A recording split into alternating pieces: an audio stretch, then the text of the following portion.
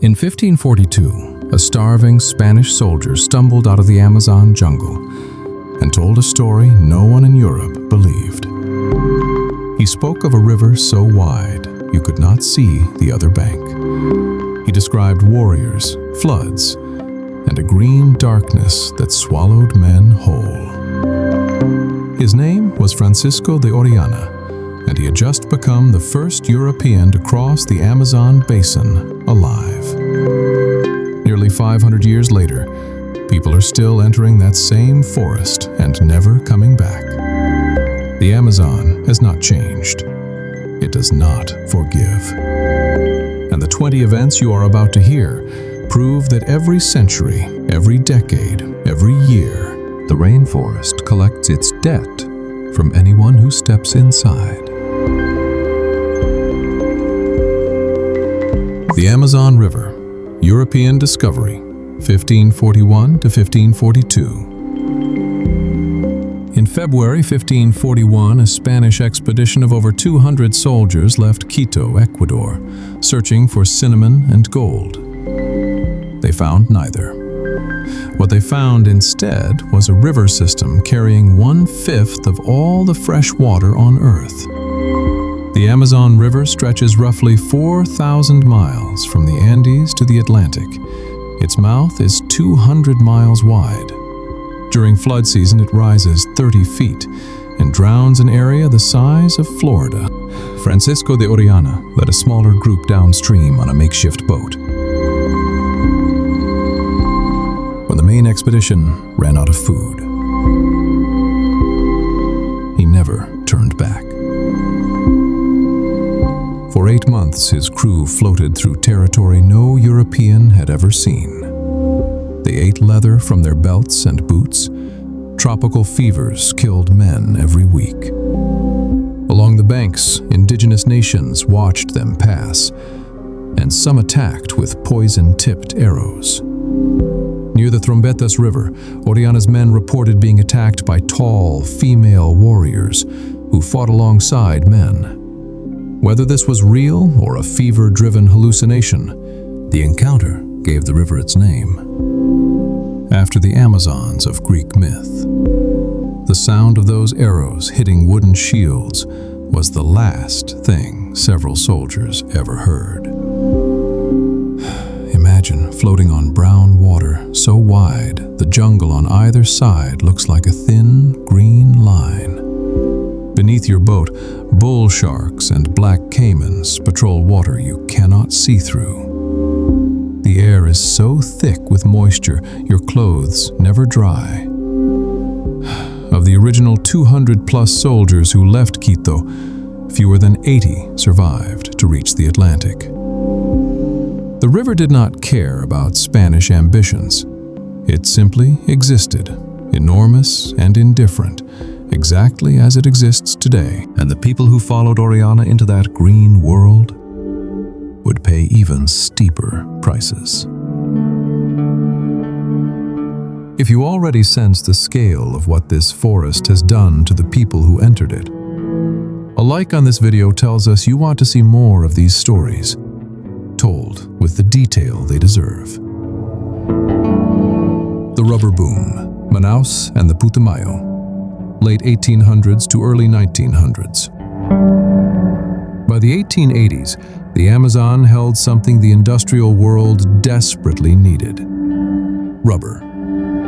The latex sap from wild rubber trees became the backbone of tires, hoses, and factory belts worldwide. Manaus, a city deep in the Brazilian jungle, became one of the richest places on Earth, almost overnight.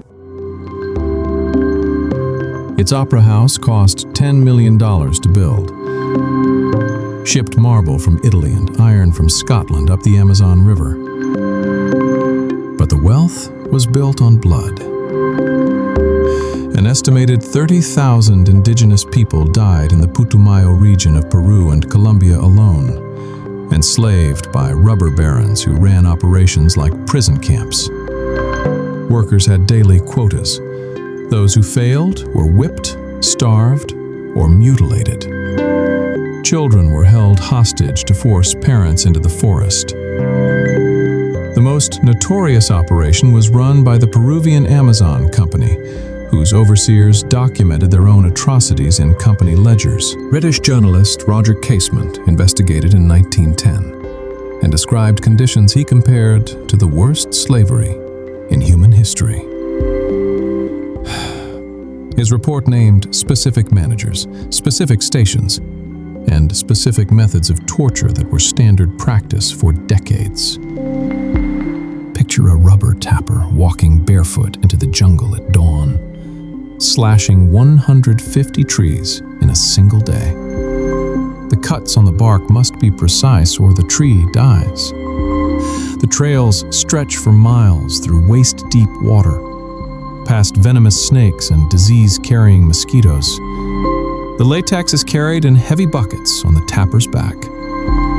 When synthetic rubber arrived and Asian plantations undercut Amazon prices, the boom collapsed in months. Manaus went from opera houses to economic ruin. The indigenous communities never recovered. Entire ethnic groups ceased to exist, their languages and knowledge gone forever. What replaced the rubber barons was not peace, it was simply a different kind of exploitation waiting its turn.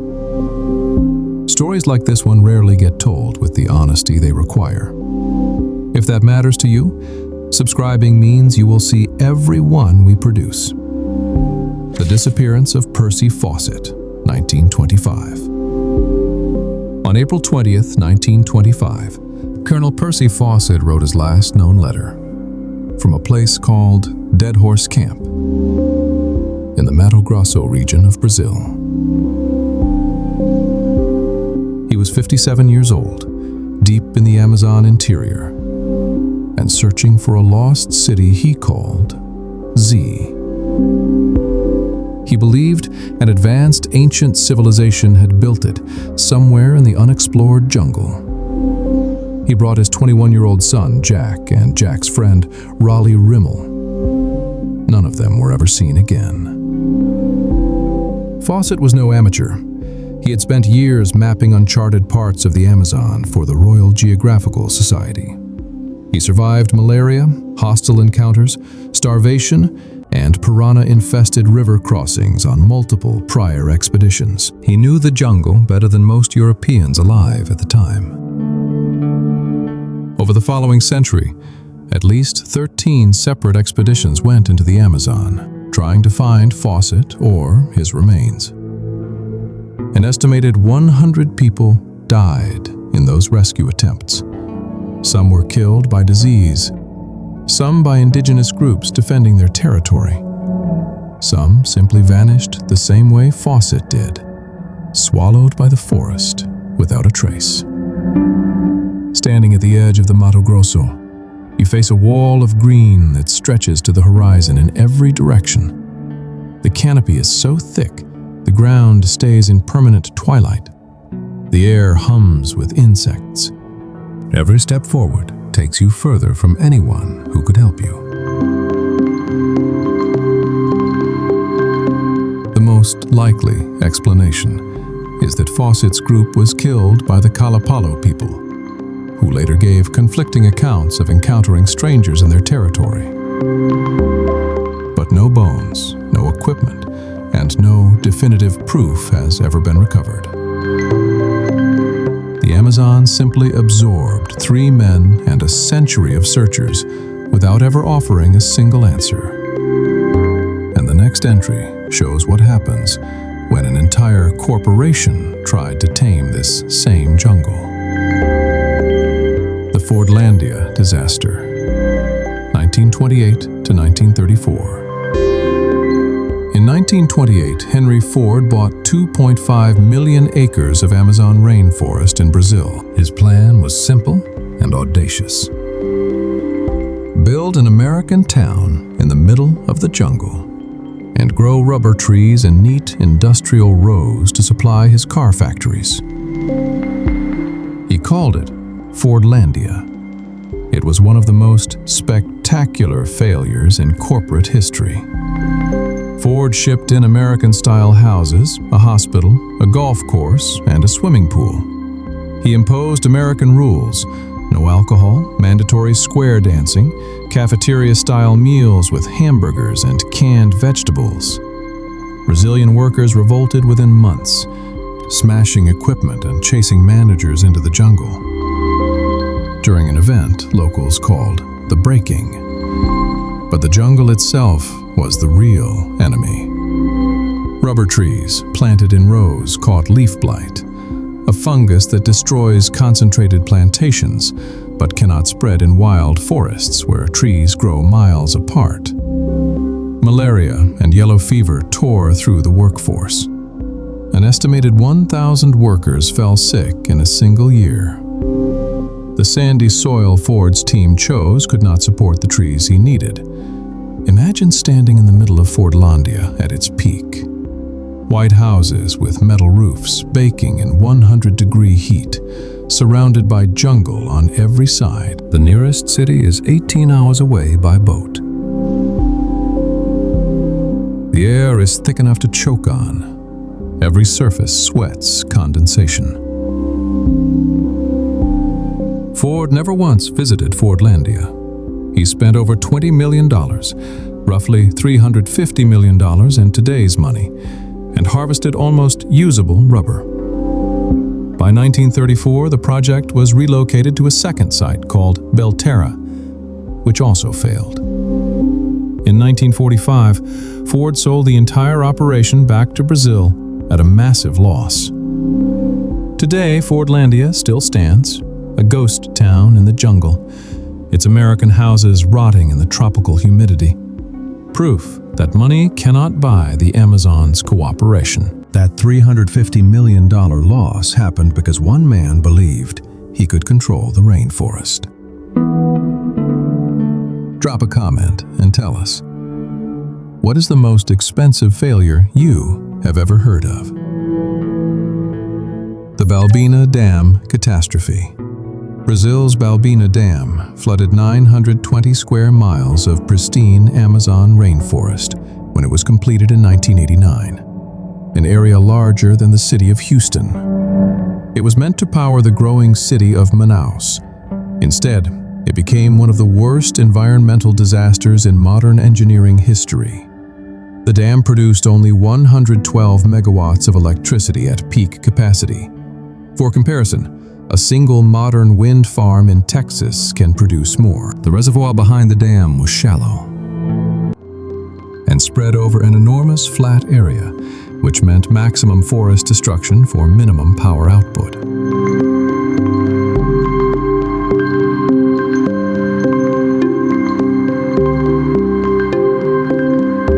Scientists later calculated that Balbina was one of the least efficient hydroelectric dams ever built on Earth. But the worst consequence was invisible at first. The flooded trees began to rot underwater, releasing massive amounts of methane, a greenhouse gas 80 times more potent than carbon dioxide over a 20-year period. Studies published in the early 2000s showed that Balbina actually produced more greenhouse emissions than a coal-fired power plant generating the same electricity. A dam built partly to avoid fossil fuel pollution ended up being dirtier than the fuels it was supposed to replace. The Waimiri Atroori indigenous people lost a significant portion of their ancestral territory to the flooding. Their population had already been devastated during highway construction in the 1970s, dropping from an estimated 3,000 to fewer than 500. The dam finished what the highway started. Stand at the edge of the Balbina Reservoir today, and you see thousands of dead tree trunks rising from brown water, like a drowned forest cemetery. No birds call from these trees. No monkeys swing between them. The silence is total and unnatural. Balbina still operates, still produces a fraction of its promised power, and the flooded forest still rots beneath its surface. Some disasters end. This one simply continues, year after year, with no plan to undo what was done.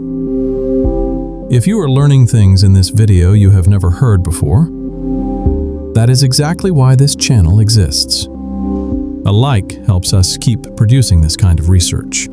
Now we move deeper into the Amazon itself, into places where the danger is not man-made, but geological, ancient, and completely unexplained. The Boiling River, Shane Timpishka, Peru. Deep in the Peruvian Amazon, a river runs so hot it kills anything that falls into it. The Shane Timpishka stretches roughly 4 miles long and reaches temperatures of 196 degrees Fahrenheit in its hottest sections, just below boiling point. For decades, Western scientists dismissed it as a myth. It is not a myth. It is a geothermal anomaly with no volcanic source anywhere nearby. Geoscientist Andres Russo rediscovered the river in 2011 after hearing about it from his grandfather as a child. What he found shocked the scientific community. The river is heated by fault lines deep underground that channel hot water up to the surface, but the nearest active volcano is over 400 miles away. No existing geological model fully explains how this much heat reaches the surface at this location. Local Ashaninka people have known about the river for centuries. They call it Shane Timpishka, meaning boiled with the heat of the sun. They use its waters for traditional medicine and spiritual ceremonies. They also know exactly which sections will kill you and which are safe to approach. Walk along the river's edge, and steam rises from the surface in thick white clouds. The air temperature jumps 20 degrees as you approach. You can hear the water hissing where it flows over rocks. Small animals, frogs, lizards, snakes that fall in are dead within seconds. Russo documented finding boiled animals along the banks during his research expeditions. The river has no protective barriers and no official park status, though conservation efforts have increased since Russo's work gained public attention. Local logging and development continue to threaten the surrounding forest, which could destabilize the underground water systems feeding the river.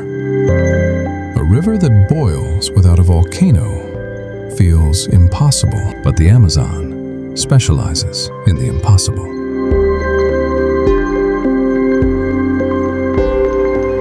And the next story involves a fall from the sky that should have been fatal, and somehow was not. Juliane Koepcke's fall from the sky. On Christmas Eve 1971, Lanza Flight 508 broke apart at 10,000 feet over the Peruvian Amazon after being struck by lightning. All 92 people on board were thrown into the sky.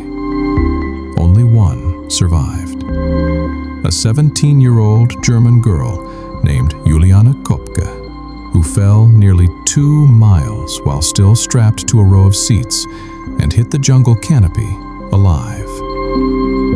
She landed in thick rainforest. The canopy slowed her fall just enough. She suffered a broken collarbone, deep cuts on her legs, and a swollen eye that sealed shut. When she regained consciousness, she was alone on the jungle floor, surrounded by wreckage and bodies. Juliane's father was a zoologist who had taught Tentham to this before. But notably hand, Juliane intekte de wette på Koepcke. Juliane's father was approvement. When she regained consciousness, who had taught the jungle floor surrounded by wreckage and bodies. Juliane's father was a zoologist. She was taken a little by the next 20. When Shilu's father was a zoologist, she had planed the large in the jungle floor surrounded by wreckage and bodies. Shoot alone on the jungle floor surrounded by wreckage and bodies. When she father was alone on the jungle floor. She against collarbone, she was delivered by film. When she regained consciousness, who had taught the jungle floor surrounded by wreckage and bodies, she was a belled and competent chother. She become she words when said of scene and seal. Juliane's father was a broken collarbone, surrounded by wreckage and bodies. When she regained consciousness, he was taken alone on the jungle floor surrounded by wreckage and bodies. She was alone on the jungle floor. When she regained consciousness, who had taught the jungle floor surrounded by wreckage and bodies, she was a belled and competent chother. She'd alone on the jungle floor surrounded by wreckage and bodies. She was a belled and competent chother. She against collarbone, she was to better on the jungle floor surrounded by wreckage and bodies. She was alone on the jungle floor. When she regained consciousness, he was taken alone on the jungle floor surrounded by wreckage and bodies. She was alone on the jungle floor. She was given the rest, the best mental others, politicians, and delivering to the jungle. She was a zoologist who had taught her basic jungle survival. She knew to follow water downhill. For 11 days, she walked through the Amazon, wading through streams infested with caimans and piranhas. Her wounds became infected with maggots. She had no food. She drank brown river water. Insects bit every exposed surface of her skin. Picture walking through the Amazon alone at 17 years old. The jungle floor is dark, even at noon. The sounds never stop. Birds, insects, frogs, things you cannot see moving through the undergrowth. Every step might land on a fer-de-lance, one of the deadliest snakes in South America. You are bleeding, starving, and no one on earth knows you are alive. On day 11, she found a boat and a small shelter used by local loggers. She poured gasoline from a fuel barrel onto her maggot-infested wounds, a technique she remembered her father using on animals. The loggers found her and took her to safety. Juliane later returned to the crash site with a search team. She helped locate the bodies of the other passengers, including her mother. She went on to become a zoologist herself, spending decades working in the Amazon that nearly killed her. After hearing what Juliane endured at just 17 years old, take a second and subscribe, because the stories ahead only get more intense, and you will not want to miss what comes next. The Trans-Amazonian Highway, 1972 to present. In Brazil's military government began building a highway across the entire Amazon basin. The Trans-Amazonian Highway was designed to stretch over 3,000 miles, from the Atlantic coast to the Peruvian border. It was meant to open the jungle to settlers and connect isolated communities. 50 years later, most of it remains unpaved, and sections become completely impassable for months every year. During the rainy season, which lasts from December through May, entire stretches dissolve into mud rivers that swallow trucks up to their axles. Drivers can wait days or even weeks for conditions to improve enough to move forward. There are no tow trucks, no emergency services, and no cell reception for hundreds of miles. A breakdown on the Trans-Amazonian means you are on your own. The highway's construction itself was devastating. An estimated 8,000 square miles of forest were cleared along the route. Indigenous communities were displaced or destroyed. The Waimiri Atroari people, already mentioned in this script, lost members during violent encounters with highway construction crews throughout the 1970s. Imagine driving a loaded supply truck on a road that alternates between cracked red clay and knee-deep mud. The truck slides sideways toward a ditch with no guardrail. The nearest town is 12 hours behind you. The nearest hospital might be 2 days ahead, if the road holds. Thousands of settlers were relocated to the highway corridor, with promises of farmland and prosperity. Most found soil too poor for long-term farming. Within a few years, many abandoned their plots. The highway attracted loggers and miners instead, accelerating the exact deforestation it was supposed to control. Today, the Trans-Amazonian remains Brazil's most infamous road, a scar across the rainforest that never delivered what it promised and created damage that can never be undone. Some of you watching right now have driven roads that tested your nerve. Tell us in the comments, what is the worst road you have ever been on? Giant anaconda encounters.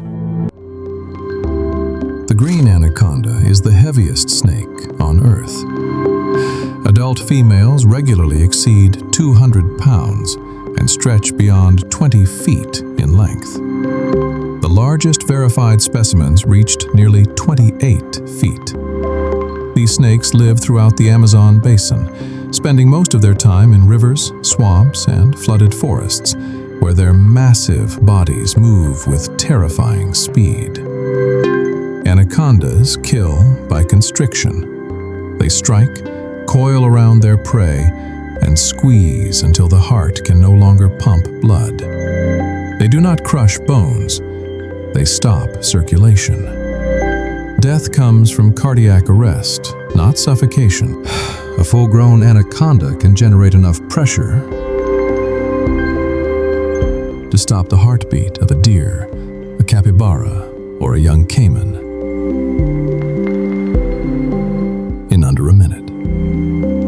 In 2024, scientists in Ecuador documented a new species, the northern green anaconda, with specimens measuring over 20 feet and weighing an estimated 440 pounds. Wildlife biologist Professor Brian Fry described one encounter where an anaconda approached his research boat with no fear whatsoever, moving through the water like a living current. Stand at the edge of an Amazonian floodplain at dusk. The water is the color of strong tea. Lily pads the size of dinner tables float on the surface. Somewhere beneath them, a snake longer than a pickup truck is waiting, perfectly still, its eyes and nostrils barely breaking the waterline. You will not see it until it moves. Attacks on adult humans are documented but rare. Most encounters happen when people wade into shallow waterways during the flood season, or when fishermen pull nets near anaconda territory. In rural Amazonian communities, livestock losses to anacondas are a regular fact of life that shapes how people manage their animals and plan their days. The anaconda has no natural predators as an adult. Nothing in the Amazon challenges a full-grown female, but the snake is not even the Amazon's most unsettling creature, because something far smaller and far stranger lies ahead. The discovery of isolated tribes. More than 100 uncontacted indigenous groups are believed to exist in the Amazon rainforest today. Brazil's government agency, FUNAI, has confirmed at least 28 of these groups within Brazilian territory alone. These are communities that have had no peaceful contact with the outside world, some possibly for thousands of years. In 2008, a Brazilian government aircraft flew over the border region near Peru and photographed members of an uncontacted tribe in a jungle clearing. The images showed people painted with red and black dye, aiming bows at the plane. The photographs went viral worldwide. It was one of the first times most people realized that truly isolated human societies still existed in the 21st century. These groups survive by hunting, fishing, and gathering in deep forest areas that outsiders rarely penetrate. Their territories are often protected by Brazilian law, but enforcement is dangerously thin. Illegal gold miners, loggers, and land grabbers regularly invade protected areas. In 2019, FUNAI's budget was cut significantly, weakening the agency's ability to protect these communities. Imagine walking through the Amazon and suddenly realizing you are being watched by people who have never seen a shirt, a car, or a screen. They know this jungle with a precision that no GPS can match. Every plant is food, medicine, or poison. Every sound carries information you cannot decode.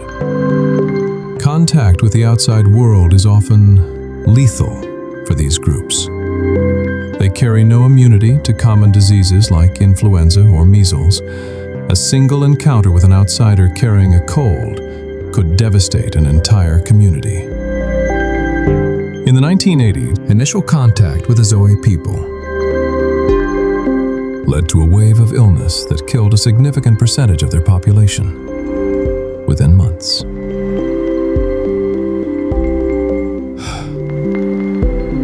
These groups are not relics of the past. They are living human societies making a deliberate choice to remain apart. And the forces threatening them are not slowing down. They are accelerating.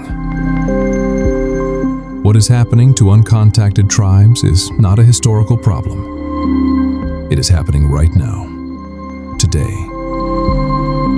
Sharing this video helps more people understand that reality. The human toll of the Amazon is not only measured in explorers and outsiders. The people who have lived here longest are now facing threats that are poisoning them from the inside. The Yanomami mercury poisoning crisis. Illegal gold miners have invaded Yanomami territory in northern Brazil for decades. As of 2023, an estimated 20,000 illegal miners called garimpeiros were operating inside the Yanomami Indigenous Reserve, a protected area roughly the size of Portugal. They use mercury to separate gold from river sediment, and that mercury poisons everything it touches. Mercury does not break down. It accumulates in fish, water, and soil. Studies conducted between 2020 and 2023 found that some Yanomami communities showed mercury levels in their blood up to 8 times higher than the safe limit established by the World Health Organization. Mercury poisoning causes neurological damage, kidney failure, developmental disabilities in children, and death. The Yanomami population is approximately 30,000 people, split between Brazil and Venezuela. They have lived in the Amazon for at least 1,000 years. They practice slash and burn agriculture, hunt with bows and arrows, and organize their communities in large circular communal houses called chabonos that can shelter up to 400 people. Walk into a Yanomami village near a mining zone, and you will see the damage. Children with distended bellies from malnutrition. Rivers that once provided clean fish now run gray with sediment. The buzz of mining machinery echoes through what should be pristine forest. The air smells of diesel fuel and burnt earth. In early 2023, the Brazilian government launched a military operation to expel illegal miners from Yanomami territory. Authorities found children starving and communities devastated by malaria, which thrives in the stagnant water pools miners leave behind. Images of severely malnourished Yanomami children shocked Brazil and the world. The crisis is not over. Miners return as soon as military patrols leave. The mercury already in the rivers will take decades to dissipate. And entire people are being slowly poisoned for gold that most of the world will never see. The weight of what is happening to the Yanomami is difficult to sit with. If this channel's commitment to telling these stories honestly means something to you, a like helps us continue doing exactly that. The murder of Chico Mendes, 1988. A On December 22, 1988, a shotgun blast killed Francisco Chico Mendes. As he stepped out the back door of his home in Japuri, Brazil.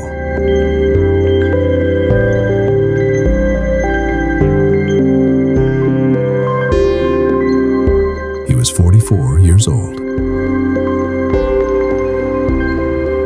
He had spent his adult life fighting to protect the Amazon rainforest and the rubber tapper communities who depended on it for survival.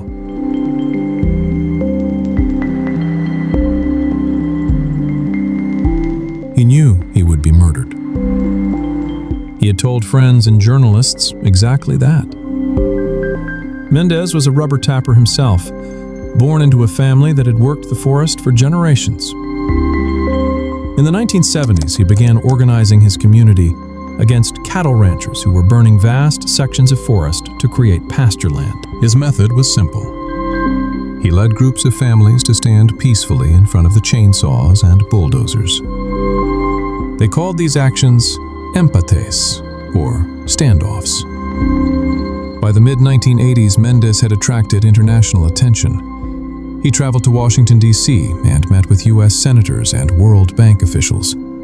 He convinced them to require environmental assessments before funding Amazonian development projects. He was awarded the United Nations Global 500 Environmental Prize in 1987. The ranchers who wanted him dead were not subtle. Mendes received over 30 death threats in the months before his murder. He asked local police for protection. They assigned 2 officers. Both were absent the night he was killed. Stand on the porch of Mendes's preserved home in Japuri today. It is a small wooden house on a quiet street. The back door still has the bullet hole. The distance from the door to where his killer hid in the bushes was less than 30 feet. There was nowhere to run. Rancher Darley Alves da Silva and his son Darcy were convicted of the murder in 1990. But the killing did not stop the forces Mendes fought against. Deforestation in the Amazon accelerated dramatically in the decades after his death. Mendes became a global symbol, but the forest he died protecting continued to shrink. The Mapinguari, terror in the deep forest. Across the western Amazon, indigenous communities and rural settlers share stories of a creature called the Mapinguari, described as a massive, foul-smelling beast covered in thick reddish fur, standing over 6 feet tall, with a mouth in its belly and a scream that paralyzes anyone who hears it. For most outsiders, it sounds like pure folklore. But the consistency of the reports across thousands of miles and dozens of unrelated communities has caught the attention of real scientists. Ornithologist David Oren spent years investigating Mapinguari sightings during the 1990s.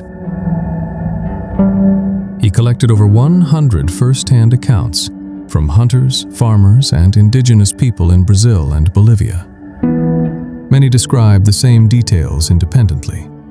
The overwhelming stench, the backward-facing feet that made tracking impossible, and the creature's apparent resistance to bullets. Some researchers theorize the Mapinguari legend may be a cultural memory of the giant ground sloth, a real animal that stood up to 12 feet tall and weighed over 4,000 pounds. Giant ground sloths went extinct roughly 10,000 years ago, but the Amazon is so vast and so poorly explored that some biologists have not entirely ruled out the survival of unknown large mammals in its deepest regions. Imagine walking through Amazon jungle so remote that no satellite has mapped the ground beneath the canopy. The forest floor is silent, except for your footsteps. Then you smell something so foul it triggers your gag reflex. You hear a sound, low, guttural, and close. Every instinct in your body says, run. Whether the Mapinguari is real, a misidentification, or a cultural artifact, its impact on human behavior is documented and measurable. Hunters in the western Amazon actively avoid certain forest areas because of reported sightings. Entire communities adjust their movements based on Mapinguari activity. The Amazon has already produced species unknown to science at a rate of one new discovery every 2 days. What else it might be hiding is a question no one can confidently answer. Most channels would never cover a story like the Mapinguari with this level of research and respect. If you value content that goes deeper than the surface, subscribing makes sure you never miss it. The candirú, the Amazon's most feared fish.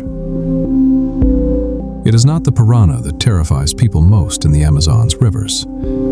It is a tiny, nearly transparent parasitic catfish called the candirú, rarely longer than 2 inches. The candirú normally targets the gills of larger fish, following the chemical trail of expelled water to find its host. Once inside the gills, it extends sharp spines from its head, locks itself in place, and feeds on the host's blood.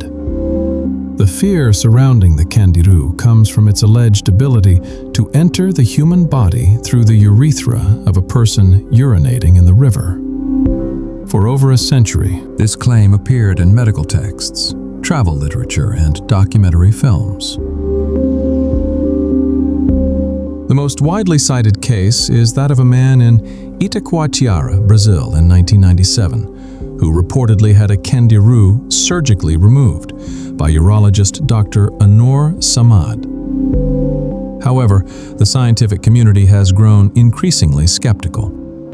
Marine biologist Stephen Spott investigated the 1997 case extensively and concluded the physical evidence did not support the claim. The fish's size did not match the alleged entry point, and the preserved specimen showed no signs consistent with the described extraction.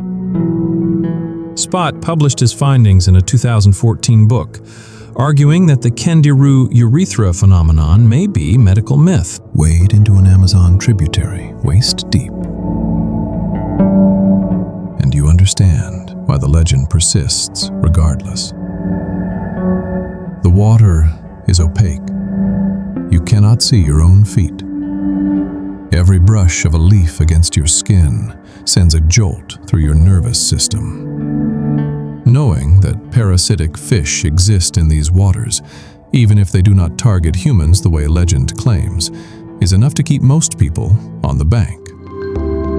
What is verified is that candirú are aggressive parasites that cause real harm to fish populations throughout the Amazon. They are also incredibly difficult to study because of their small size and transparent bodies. The Amazon is a place where the line between fact and legend blurs constantly. Sometimes the truth is stranger than the myth. And sometimes what the river does to people needs no legend to be terrifying, as the next entry proves. The 2005 Amazon drought. In 2005, the Amazon experienced its worst drought in over 100 years. River levels dropped so low that boats, the primary transportation for millions of people, could not navigate. Communities that depended entirely on river access for food, medicine, and trade were completely cut off from the outside world. The Brazilian government declared a state of emergency across the state of Amazonas. More than 167,000 people were directly affected. Dead fish lined the banks of rivers that had shrunk to muddy streams. Drinking water supplies were contaminated. The stench of rotting aquatic life carried for miles. Temperatures on the exposed riverbeds exceeded 120 degrees Fahrenheit. Scientists linked the drought to unusually warm sea surface temperatures in the tropical Atlantic Ocean, the same warming pattern that fueled a devastating Atlantic hurricane season that year. The drought was not random. It was a symptom of a larger climatic shift that climate models had been predicting for decades. Picture a riverbed where last year boats carried families and cargo. Now it is cracked mud stretching hundreds of yards to a thin channel of brown water in the center. Children walk across what was once a river 20 feet deep. The forest on either side is turning brown. Leaves fall in the dry season, like a second autumn that the Amazon was never supposed to have. The 2005 drought killed an estimated 154 million trees across the Amazon basin. Those dead trees released carbon as they decomposed, temporarily turning the Amazon from a carbon sink, absorbing greenhouse gases, into a carbon source, actively adding to the problem. A second severe drought struck in 2010 and another in 2015, each one suggesting a pattern rather than an anomaly. The Amazon was not designed for drought. Every repeated dry spell pushes the forest closer to a threshold that scientists warn could be irreversible. What that threshold actually looks like is something we will reach before this video ends. That statistic, 154 million trees dead in a single drought, represents an ecological loss most people cannot picture. If numbers like that matter to you, a like on this video helps this kind of content reach more people who need to hear it.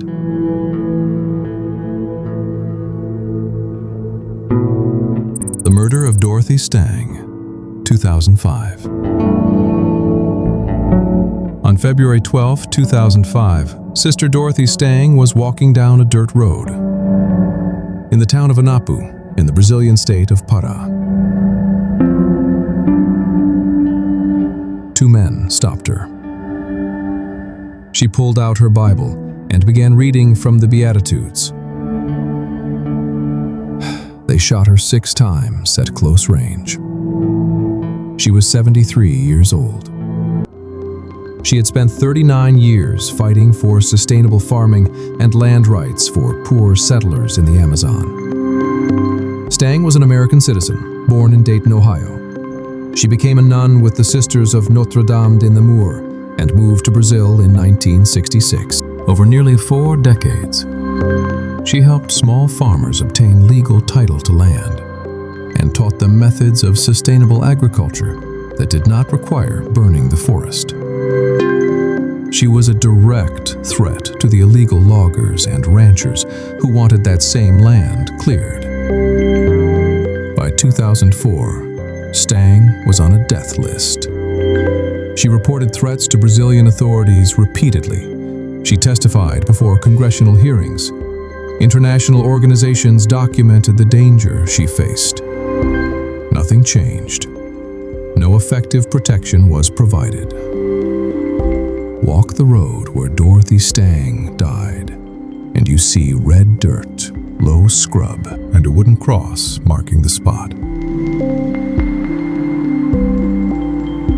The town of Anapu is quiet.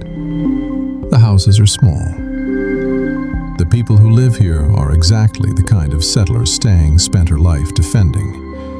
Families with small plots trying to survive without destroying the forest around them. Her killers were convicted. Rancher Vitalmiro Bastos de Moura was sentenced to 30 years in prison for ordering the murder. But the pattern Stang's death revealed has not changed. Between 2002 and 2023, Brazil recorded hundreds of murders of environmental defenders. The Amazon remains the deadliest place on Earth to be a conservationist. Dorothy Stang was from Ohio. She gave 39 years of her life to a fight most Americans never hear about.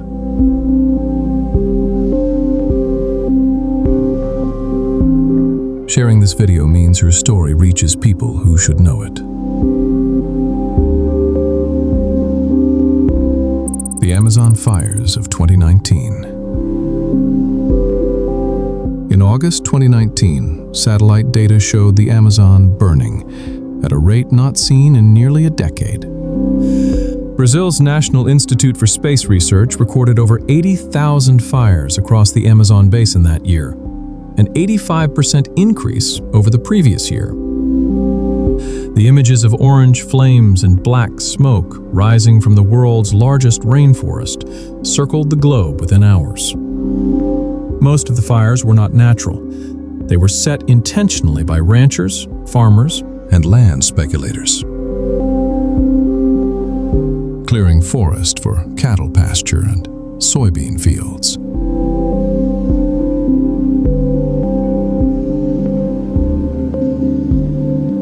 The technique is called slash and burn. Trees are cut, left to dry, and then ignited. During dry years, these controlled burns escape and consume far more forest than intended. The Brazilian government under President Jair Bolsonaro initially downplayed the crisis. When confronted with satellite evidence, officials questioned the data's accuracy.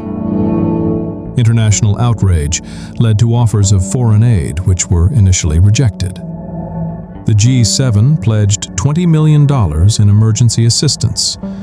Bolsonaro criticized the offer as an infringement on Brazilian sovereignty. Fly over the Amazon during peak fire season, and the sky turns from blue to gray to brown. The smoke layer stretches for hundreds of miles. In cities like Porto Velho, air quality readings exceeded hazardous levels. Schools closed. Hospitals reported spikes in respiratory admissions. The smoke was visible from space. An estimated 2.24 million acres of Amazon rainforest burned in 2019 alone. Each acre contained roughly 400 trees, countless animal species, and decades of stored carbon. Scientists warned that if burning continued at this pace, large sections of the Amazon could cross into a permanent savanna state within decades. A transformation that would be functionally irreversible. The 2019 fires were not a single disaster. They were a symptom of a political and economic system that treats the Amazon as raw material. And, as the next entry proves, the people who try to expose that system pay with their lives. If you have stayed with this video through 17 entries, you already understand why this content matters. Subscribing means you will be here for the next one we produce. The Murder of Dom Phillips and Bruno Pereira, 2022. On June 5, 2022, British journalist Dom Phillips and Brazilian indigenous expert Bruno Pereira disappeared in the Javari Valley, one of the most remote and lawless regions of the Amazon. They had been investigating illegal fishing networks operating inside the Vale do Javari indigenous territory, a protected area the size of Austria that borders Peru and Colombia. Phillips was a veteran reporter who had written for The Guardian, The Washington Post, and The New York Times. He was working on a book about conservation in the Amazon. Pereira was a former director at FUNAI and one of Brazil's most respected experts on isolated tribes. He had received multiple death threats for his work confronting illegal poaching and fishing in protected areas.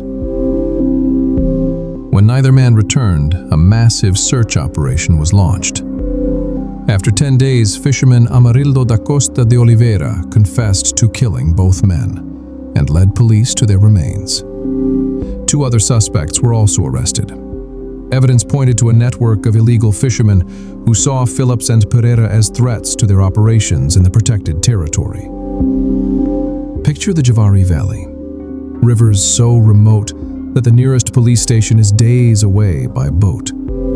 The jungle presses against both banks. Communication is limited. If something happens to you here, there is no one to call, and no one coming quickly. Phillips and Pereira knew the risks. Pereira had previously told colleagues that the lack of government enforcement in the Javari Valley was creating a lawless zone where criminals operated freely. Phillips had documented the human cost of that lawlessness for international readers. They went anyway because the story demanded telling. Their murders made global headlines, but the conditions that created the danger remain unchanged. Illegal fishing, logging, and mining continue in the Javari Valley and across dozens of other protected areas in the Amazon. The people who document these crimes still work without adequate protection. The Northern Kapor Land War in the eastern Amazon state of Maranhão, the Kapor indigenous people have taken their forest's defense into their own hands. Their territory, the Alto Turiatsu indigenous land, covers roughly 1,500 square miles of dense rainforest. Satellite imagery shows it as a green island surrounded by a sea of deforested land. Illegal loggers have been invading it for decades, and the Brazilian government has largely failed to stop them. Starting around 2013, Kapor warriors began conducting armed patrols of their territory. They captured illegal loggers, destroyed logging equipment, and burned trucks used to haul stolen timber. Videos of these confrontations spread across Brazilian and international media. The Kapor were not waiting for government intervention that never came. They were becoming their own enforcement. The cost has been severe. Kapor leaders have been threatened, attacked, and killed. In 2015, village leader Eusebio Kapor was shot dead. In the years following, multiple other community members faced violence linked to their anti-logging activities. Human rights organizations documented a pattern of targeted killings aimed at silencing the community's resistance.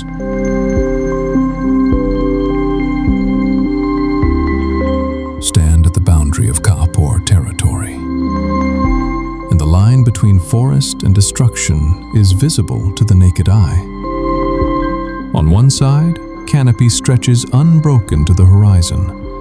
On the other, stumps and red dirt and silence. The contrast is so stark it looks artificial, like someone drew a line and erased everything on one side.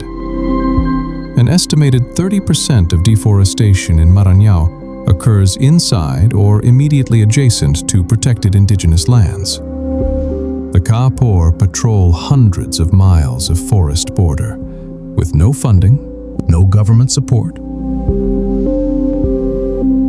and no guarantee they will survive each mission.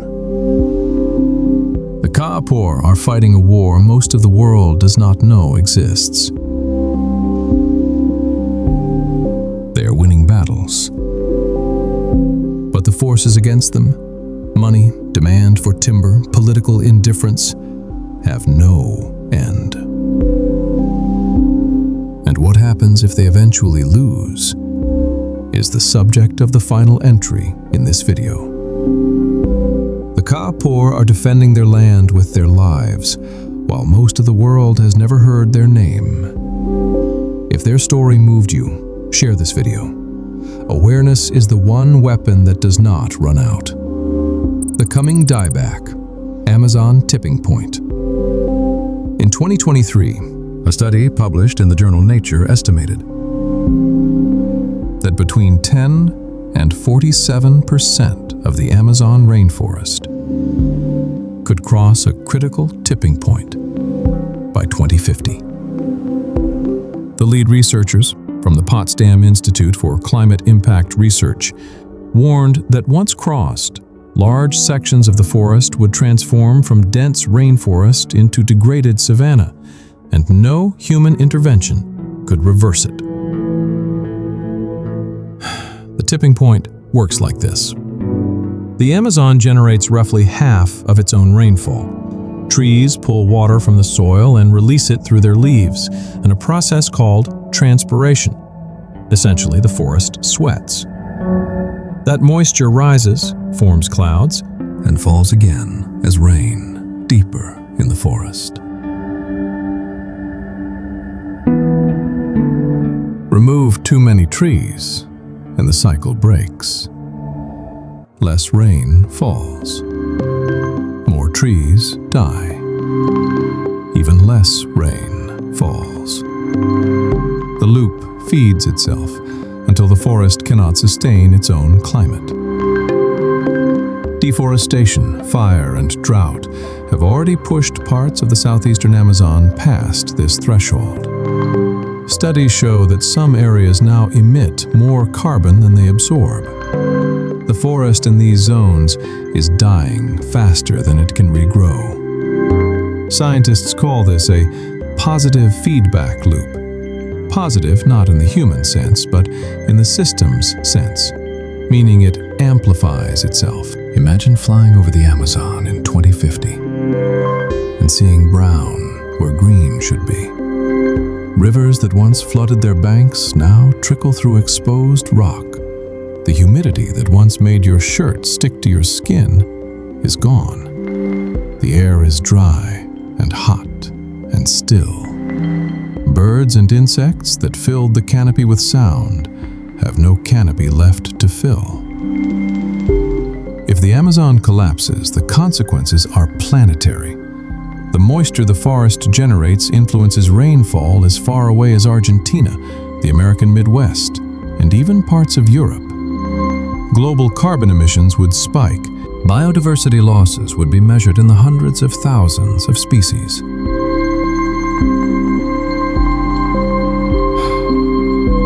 This is not a distant theoretical scenario. It is a process that has already begun, is measurably accelerating, and depends on decisions being made right now, this year, this decade, by governments, corporations, and consumers across the world. For nearly 500 years, the Amazon has resisted everything humans have thrown at it. Conquistadors came for gold, and it buried them. Industrialists came for rubber, and it bankrupted them. Engineers came with highways and dams, and it swallowed their ambitions whole. But what is happening now is different. For the first time, the damage is reaching the forest's ability to heal itself. The 20 events in this video are not a list, they are a timeline. They trace the arc from first contact to potential collapse. Every story you heard today was shaped by choices, and the next chapter of the Amazon story will be shaped by ours. This is Explore Danger, and some of you watching right now, scientists, teachers, travelers, people who have walked beneath that canopy and felt its weight above you. Your experience belongs in these conversations. Tell us in the comments which moment in this video stayed with you. And if you believe this kind of content should exist in a world full of shortcuts, subscribe, because we will keep going to the places that matter, telling the stories that need to be heard, for as long as you are here to hear them.